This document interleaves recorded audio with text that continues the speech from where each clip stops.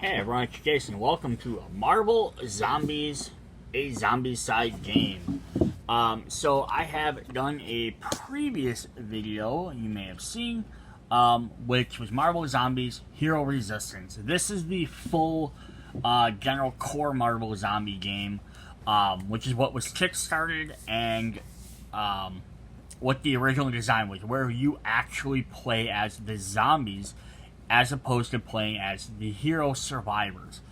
So if you're familiar with Zombicide games, the typical idea is you're playing as survivors of a zombie apocalypse, trying to do something to destroy all the zombies in the area, or collect certain resources or things, or just escape the map, depending on what mission or quest you're doing.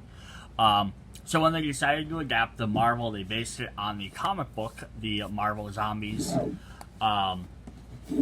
And there, they had you playing. So they said they have you playing as the zombies versus the, which would be survivors. So in this game, it's actually versus, like S.H.I.E.L.D. agents, and then, instead of having like a bot, which works as the various different versions of the regular zombies. So instead of a walker, a runner, and a brute or a fatty, it's different types of S.H.I.E.L.D. officers. And then instead of abominations, they are the regular superheroes, the non-infected ones. So the Resistance versions, whether it's the Heroes Resistance or later coming out, which is part of the Kickstarter campaign, the X-Men Resistance, adds the ability so you can play as the heroes versus zombies, which then have your traditional like walker, runner type characters. Instead of abominations, you play against zombie-fied heroes. So this was the core game that it was designed on. I only have this. This came out early.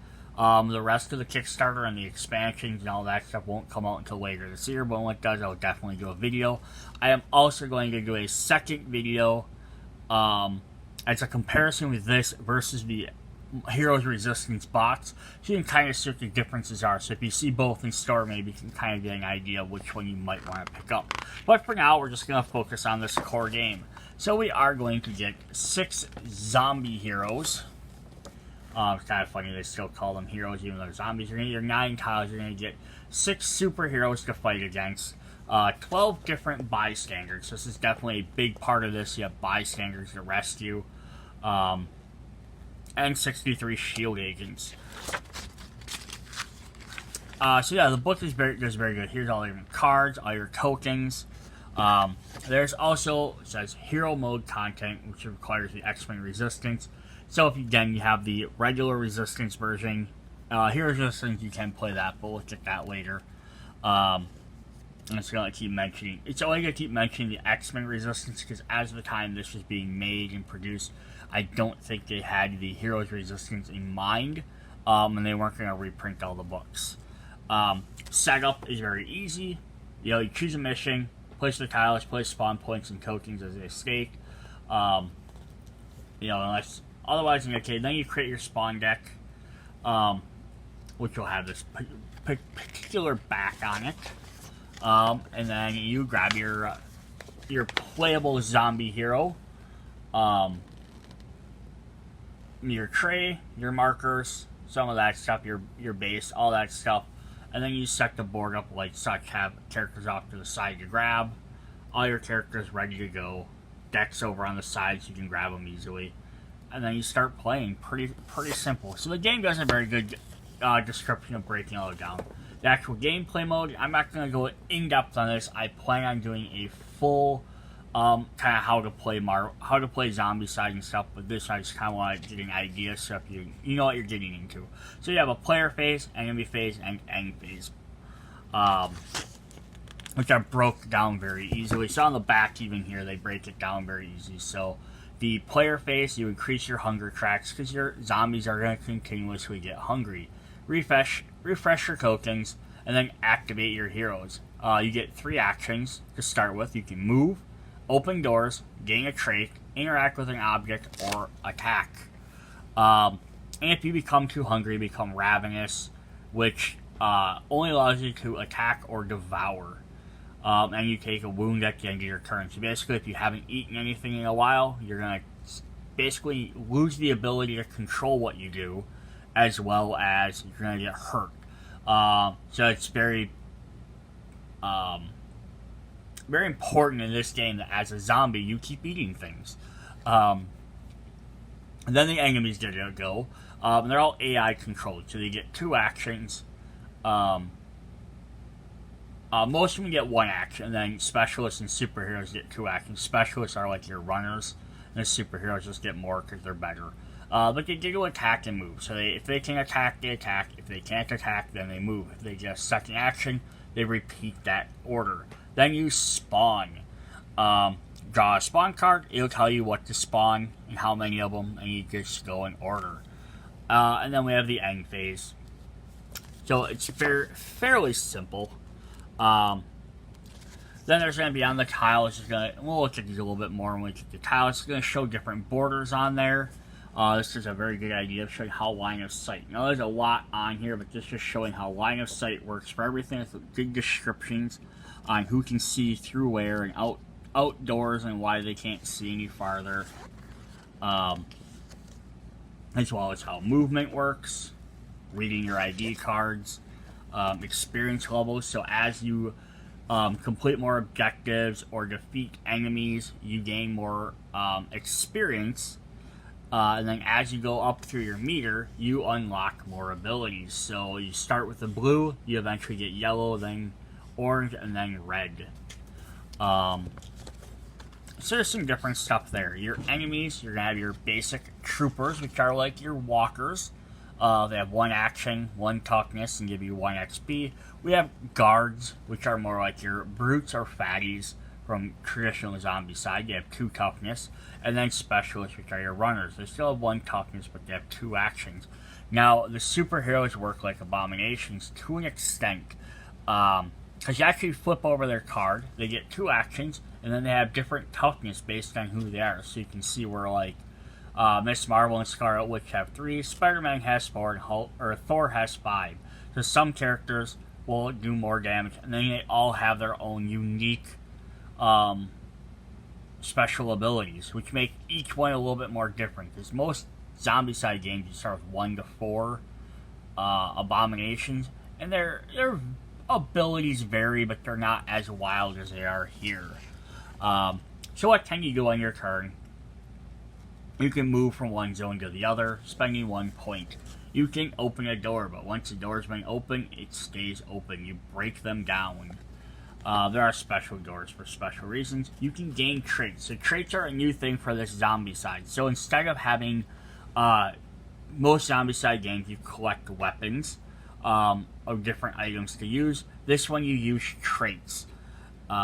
So you have the option, instead of having to find a building to search for them, you can just gain traits every turn, no matter where you are.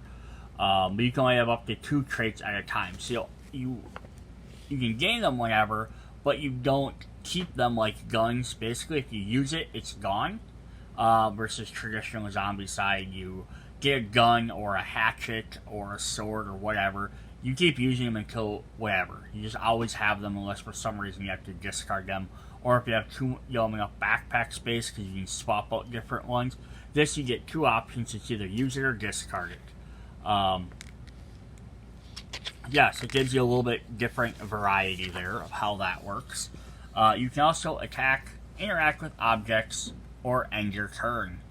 And then we'll get into attack that a little bit later. But then enemy phase is, again, enemies activate, then spawn. So they're going to try to attack you. Any enemy in your zone automatically deals 1 damage to you. So you only have 5 health. If there's 4 enemies in your zone, you take 4 damage. There's no way around it unless you have a special ability. And then it's going to show movement, and it's going to show how they move. So basically how the enemy characters move is they first of all decide where they're trying to go. So if they can see someone, they go towards them. If they can't see them, then they go towards whoever's basically making the most noise. So like wherever the most other characters are. So they're going to try and get to. Then after they decided where they're going, then they take the shortest route to get there. Just pretty simple, basic how that works. And then spawn enemies is around the spawn points. You draw a card, and it'll show you, depending on what experience level your team is at, will depend on how many you get. So if you drew this trooper and you're at the blue, which is a starting level, you only spawn 2. But if you end up being up in the red, you'll spawn 9 of them. So you can see as the game, the farther you progress in the game, the longer you take to complete your missions, the more and more things are going to come after you. And then there's special cards which we'll go over, rescue, special options, superheroes, all that fun stuff there. The additional way to spawn is entering a building. So anytime you enter a building, you get a spawn on any of these zones with a hazard symbol, or an exclamation point. So then you draw for each one in whatever order you would choose.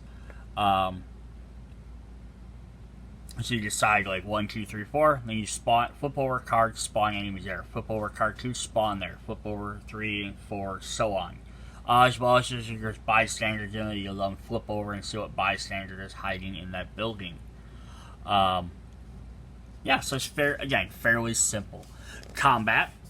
If you want to fight, you have melee, which is a fist, or range, which is an energy blast. It will show you a range on there then. So like 0 range or 0 to 1. 0 is a space you're in. 1 would be 1 space away, any direction. I should say orthogonal direction. Up, down, left, right. You can't attack diagonally. Then the next 2 symbols are dice and accuracy. The dice are how many you roll to see how well you're going to hit it. And then the accuracy is what you have to roll. So for Vibranium Shield, you roll 2 dice. And for each die that has 3 or higher, you get to do your damage. For Missile Wave, you roll 3 dice, but it has to be 4 or higher. A little bit harder accuracy to hit with. That is basically how that goes. Hits are always, and anytime you hit, that's how much damage it does. So I don't believe they have. Yeah, so that's another thing that's different from other Zombicide games. Like the weapons and stuff, you'd have a weapon. Some weapons did 1 damage, some maybe did 3 damage. These just do hits. If you roll and if it hits the accuracy, it does a hit. It doesn't matter. Like one attack's not going to necessarily be more powerful. Essentially, it's just more accurate. There is a target priority. So whether you're doing melee or ranged attacks, hits must be assigned in priorities. Now this is again a slight different from the traditional Zombicide where only ranged attacks have one. This one's because you have to attack whoever's going to be in the way first, and it's because you're a zombie. You're just trying to kill whatever. So you're going to take out your biggest threats first, which is going to obviously be a superhero. So if superheroes are there, they're going to protect everything else, which can suck because if the guy has 5 hit points and you can't do 5 damage, you can't hurt anybody in that zone. Then guards, troopers, specialists, and then finally bystanders, which you're going to eat. But the bystanders can only be assigned hits by the devour attack. They're ignored by other attacks since they're too valuable as a food source to risk eliminating. Yeah, so there we go. So they're going to have different stuff there for each one.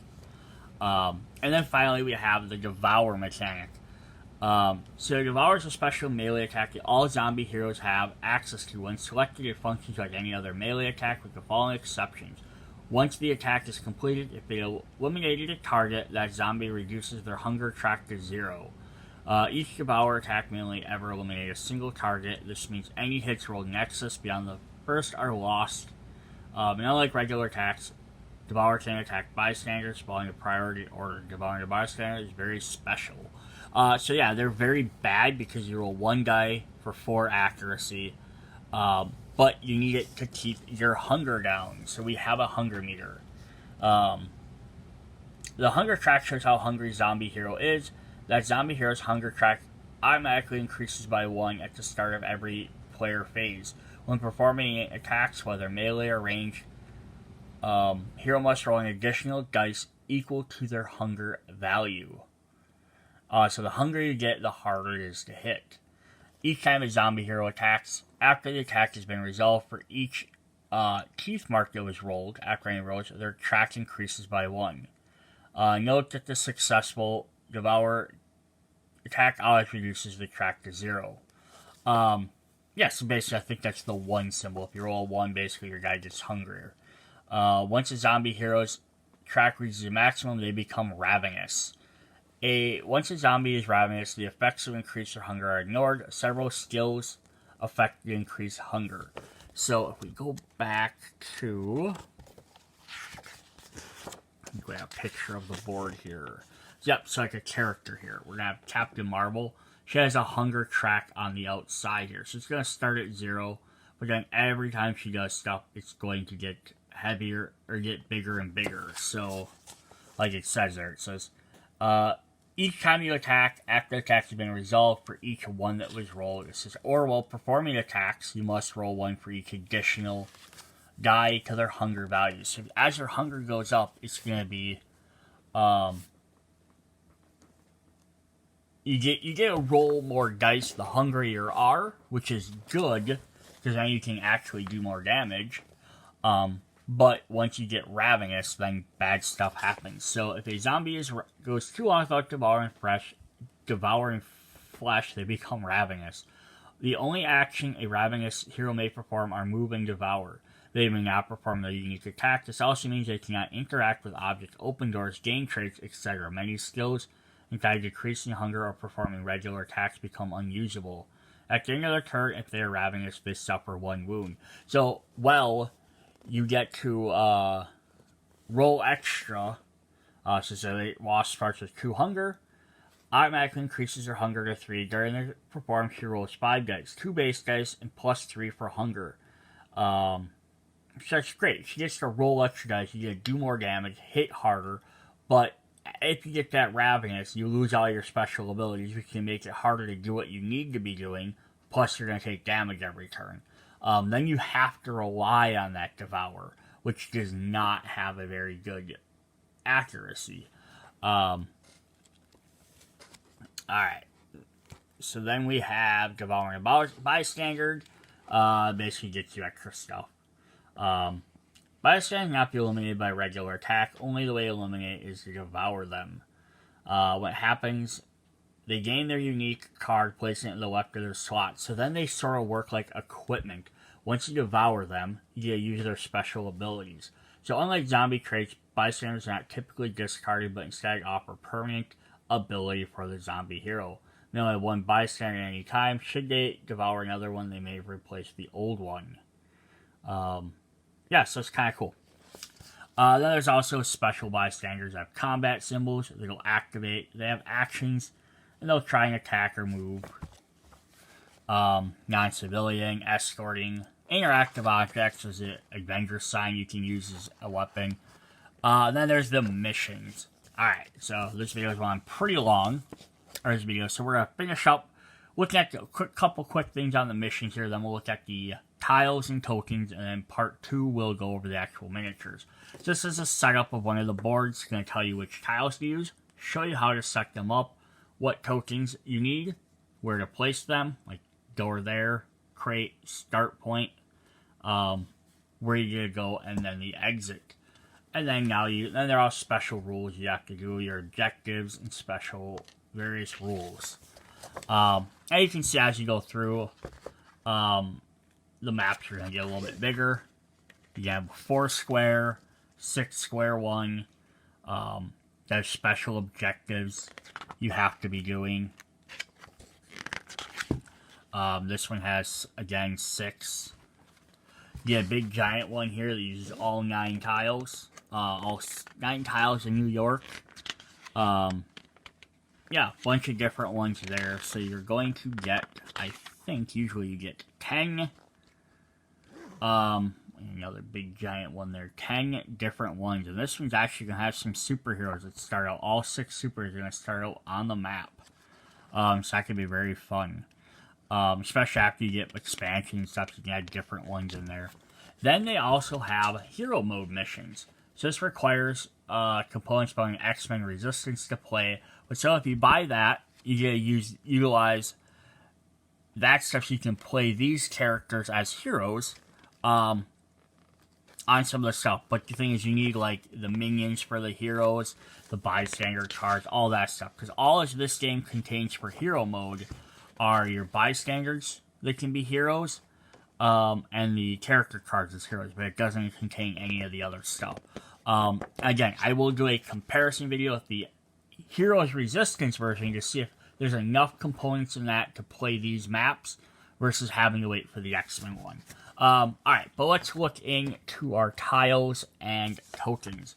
So we're going to get a token board. It's going to have all of our tracking icons, which will show if your character's taking their turn or not. We have some different crates you can look at. So our objective crates. There's some green and blue ones too for special objectives. Some broken doors, spawn points, again some special ones. The Avenger sign. If we flip those over, we have the broken Avenger sign. Closed doors. Then we have all of our tiles.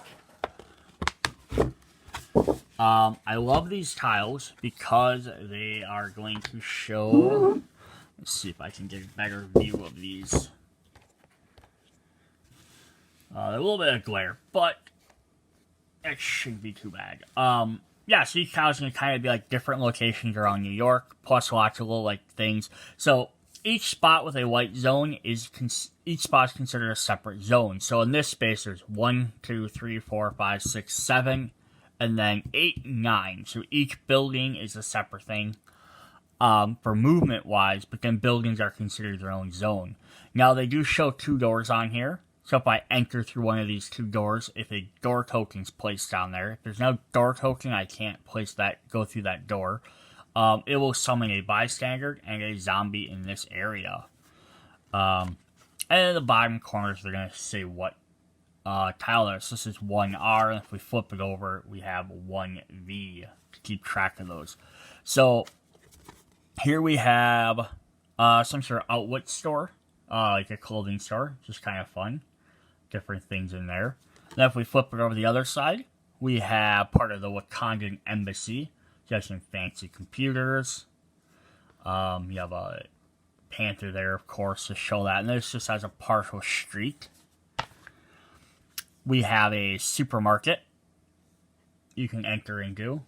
With a nice little corner on the edge there, which is kind of fun. And we flip that over. We have the Daily Bugle. Another corner building. And then when the tiles start lining up together, you'll form a full street there. Your characters can go down. Or if we had this side and we connected these, they end up with like, there you got like a round corner you can go into. And that connects these 2 buildings together. So for whatever reason, the Wakandan embassy is connected to a grocery store. Not necessarily realistic, but, it can happen. Here we have a subway. It's just one building, but it might have something. This could lead to later missions with the Spider-Man expansion, where you actually can go into the subway, so you could use this as a way to transition to a separate set of tiles. We have Oscorp. So we have, of course, Green Lantern stuff there. Not Green Lantern, Green Goblin. Holy crap. I'm too excited. I'm just mispronouncing stuff. Yeah, there's laboratories, some different stuff in there. Definitely some cool details. Then we have a shawarma. So the restaurant from the Avengers movies, of course, which, shouldn't be most commonly known from, but probably more recognizable. This side, we have the Heroes for Hire building, which is like Luke Cage and Iron Fist. You can kind of see their different little areas. Now, I wish there was a little bit more detail to show like whose room was specifically whose room. That would actually be a little bit more cool. Like they're nice and vague, like nice and detailed, like lots of little things in there. But there's not like a lot of personal touches, which I wish there's a little bit more of. Yeah, that's just kind of my thought on that. Then we have Nelson and Murdoch. This is Daredevil's office. when he's being a lawyer. So that's kind of fun. Extra little things there. Lots of good nods there. Here's the Avengers building. There's a broken robot in there. So you get to go into the Avengers Tower. And this is just a regular apartment building.